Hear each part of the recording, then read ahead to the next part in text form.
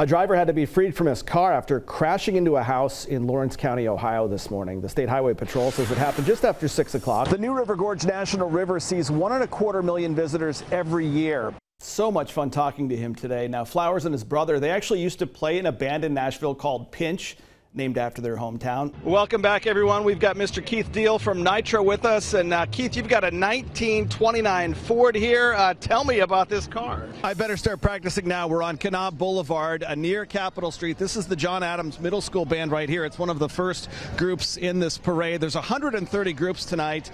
We've got a train here with all kinds of different colored train cars and lots of folks on the train. They're going to be riding in style for this parade. Boy, this is a timely story. No one knows better than Damar Hamlin that CPR can mean the difference between life and death. And now the Buffalo Bills player is teaming up with the American Heart Association to try and save more lives. This year marked the 7th annual Huey reunion, and for those that continue to return year after year, this is so much more than just an event. As I said earlier in the broadcast, I spoke to someone from the National Transportation Safety Board. Investigators arrived here today. They are at the crash site right now on Route 17, Highway 17, along the Blair Mountain Highway. And I'm Macko. Today is semifinal Friday at the Charleston Coliseum. Teams are battling to punch their ticket to tomorrow's Boys State Championship basketball games. Yeah, a huge upset win today. Huntington East Middle School was put on a brief non-emergency lockdown today. Cabell County Schools says that 3 students were taken to the hospital. 1 was sent home. The students used a vape pen, which is suspected to have contained some type of marijuana product. Canine dogs were brought in to search the school after this all happened. The lockdown has since been lifted.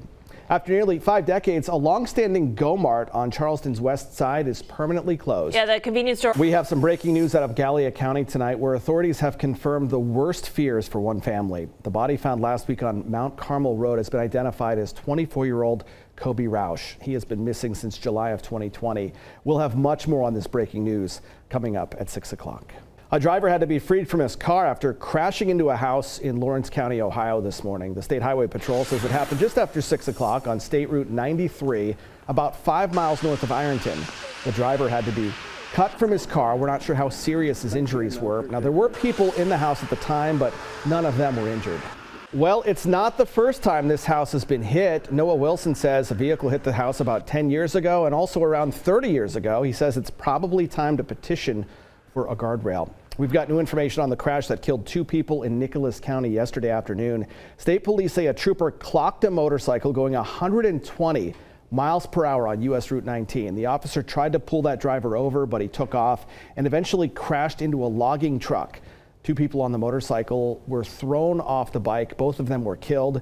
State police identified the driver as 19-year-old Devin Brantley of Birch River. His passenger was a juvenile female. Her name has not been released.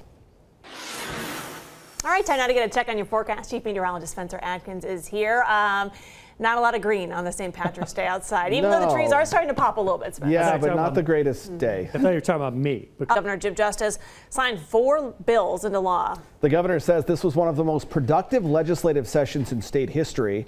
13 News chief political reporter Mark Curtis is here now with more. Mark. 4th-year Marshall University medical students at the Joan C. Edwards School of Medicine today found out where they're going to begin their careers as doctors during a match day ceremony. The National Resident Matching Program will send emails out to graduating medical students at Marshall, as well as thousands of other students across the country, revealing where they will spend the next 3 to 5 years of their residency training. And they got those letters today, so they know where they're going. The National Resident Match Program, it's a not-for-profit organization. It uses a computerized algorithm that matches the preferences of applicants to residency programs.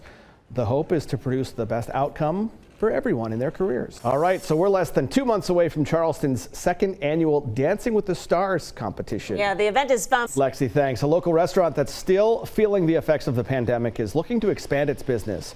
They're trying to bring in more customers. Super Weenie on Courier Street in downtown Charleston is well known for everything hot dogs, but coming soon, they're going to be opening a convenience store right next door. Owner Jason Meyer says at first he cut the restaurant's hours to remain operational, but at the end of last year, he decided it was time to branch out to something other than just hot dogs. Meyer hopes the convenience store will be open in about 6 weeks. He says more updates will be posted on Super Weenie's Facebook page. Right now, we're going to go outside. We're taking a live look out over Charleston, and look at the skies there. Wow. It's like the Cliffs of Moher today on this St. Patrick's Day. Very dreary out there, but we'll get through this. Chief Meteorologist Spencer Atkins has your forecast when we come back. It's almost like you can literally set your calendar, though, every 7 days. We've seen this movie before. I know. We're kind of getting tired of it. The plot's getting old. Let's get a new plot. Yeah, let's do that. Well, Amanda and Marilee, I also got some more information from the NTSB after that news conference, that impromptu news conference was completed. They tell me that that helicopter took off at 4:48 from the Logan County Airport here yesterday afternoon and crashed at 4:57 about 4 miles northeast of here along Route 17, that Blair Mountain Highway. Now, the NTSB, a team of investigators arrived at that site about 3:30 this afternoon, and they are still there right now. They are looking at the evidence. They're in town talking to witnesses, and we talked to Lynn Spencer about 45 minutes ago, and she says that they are documenting the evidence and they're looking for more information from the public as well. Now, we did find out that this local flight was part of the annual Huey reunion event put on by Marpat Aviation. Now, that's the company that owned the helicopter. It was the last flight of the day, and for some reason it took a different flight path than other flights that had been held. Now, they did tell us, the NTSB, in a statement that there was no cockpit voice recorder or flight data recorder, but that was not required. Now, again, talking to Lynn Spencer, she said they are here talking to witnesses in town, and they'd like more people to come forward as well. The West Virginia Music Hall of Fame announced its class of 2023 this morning in Charleston. 5 inductees representing classical music, country, bluegrass, rock, soul, and funk were honored. Here's more on these talented West Virginia musicians. Class of 2023 inductee Buddy Griffin played the fiddle at today's announcement with Max Samples on guitar. It's an honor that's obviously, it's hard to put in words. Griffin, who lives in Jane Lew, is a bluegrass and traditional country musician who's played the Grand Ole Opry more than 200 times. He says he never expected this. I never really did anything great myself, but I was around a lot of people who did. And so it really, I think, had a big influence on me as well. Barbara Nisman is a world-renowned classical pianist who's lived in Greenbrier County for more than 30 years. She plays 19th century classical music from composers like Liszt, Brahms, and Rachmaninoff, but has also shared the stage with Don Henley and Billy Joel. What I try to do is bring these composers to life, to make them relevant to us today, and to make people feel and respond to what they did. The other living inductee is the West Virginia Funk Brothers, Fuzzy Haskins and Calvin Simon, from the legendary band Parliament Funkadelic. Deceased inductees include the Lonesome Pine Fiddlers, one of the first bluegrass bands, and Charleston's own Winston Walls, a master of the Hammond B3 organ. This year's inductees represent a wide variety of musical styles. You may remember that back in 2020, the induction ceremony had to be recorded because of the COVID-19 pandemic. Well, this year for 2023, the ceremony will be broadcast live again, and that's something that everyone is really excited about. What it boils down to, there's nothing like that live energy. To have an audience and when it's live, you don't really know what's going to happen. Yes, there could be a few surprises, but it's a guarantee that people will hear some great West Virginia music.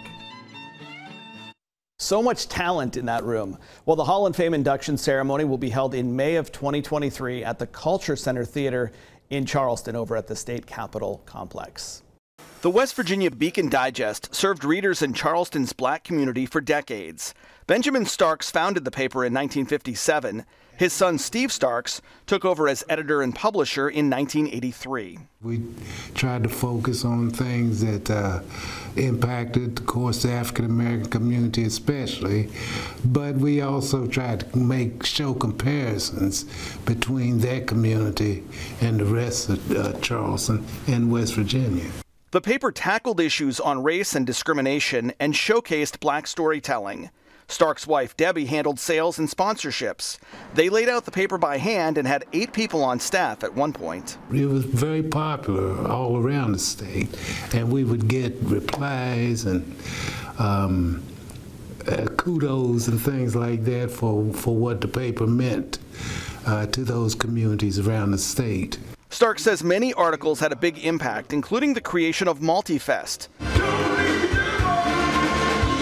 Multifest was born out of an editorial he wrote about what he says was a lack of diversity at the Old Charleston Sternwheel Regatta. His editorial led to a boycott of the event in 1990 and the creation of the first Multifest that same year. We found this interview with Steve Starks from 1990. It was a void that needed filling. It's not only people of color, it's the everyday people that don't get an opportunity to be included in the functions of our city. Stark stopped publishing the paper in April 2020. He says the internet, social media, and the pandemic were just too much to overcome. What kind of void do you think that left in the African American community? It left a void. We hear about it all the time. One of the big ways the Beacon Digest was distributed was through the African American churches. Reverend Matthew Watts of Grace Bible Church says it's something that his parishioners looked forward to getting every Sunday. Everybody was clamoring to get it because they would have some national story happen in another urban city that we didn't know anything about. They'd have something about black entertainment, about black sports, about black athletes. Watts says black newspapers like the Beacon Digest played a huge role in the civil rights movement. And the black press was also reporting things that maybe some of the mainstream media wasn't reporting, like some of the horrific hangings and lynching and some of the brutality against African American people. So it really was, it was the voice. Watts says the work that Steve Starks did with the Beacon Digest undoubtedly influenced a new publication that's trying to fill the void of black storytelling. And I think it became the forerunner for Black by God. And people realized that we need a black press. We need a black publication. Black by God, the West Virginian, is published by Crystal Good. The publication has a printed edition and an online presence, hoping to inspire a new generation of storytellers and champions of civil rights. In Charleston, Rob Macko, 13 News.